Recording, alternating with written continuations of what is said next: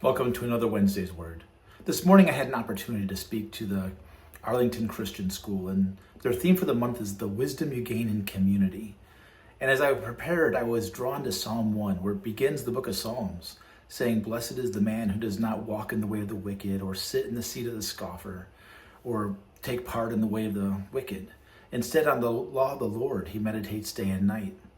And so it compares the wicked who are not able to stand in judgment or be in the assembly.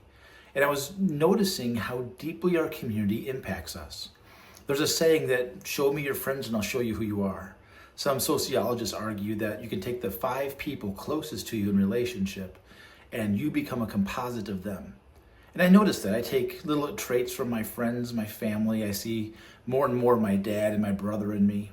When I gain new friends, I often learn new jokes or new mannerisms. When I joined a rugby team, suddenly I was talking more about rugby. When I got off that, suddenly that wasn't a big part of my identity. The people around us form us. And even if we live alone, it's the influencers, the TV shows, the news channels, the YouTube streams or reels, the things that we let into our minds, the books we read and meditate on. Those things form us also. And so instead of being drawn to the people around us, and if we do that, and we pick our friends in society and influences poorly, we're blown away like chaff.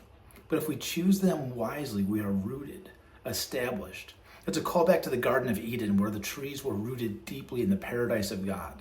You're like one of those trees in God's garden, rooted deeply, whose leaf never fails. You never deal with drought. You always bear fruit because you are with God all the time. And so the opposite of having bad friends is not isolating yourself.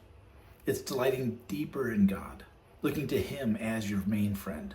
We live in a culture of loneliness, and many people face that sting on a daily basis. You wake up alone, you wake up in a stale marriage, you wake up in a dead-end job, and you wonder who truly knows me. But this is what we can know, that Jesus will be our better friend, that there is community around us in church, and sometimes we have to ask and say, hey, I could use some friends. I could use a visit. I would love to spend some time.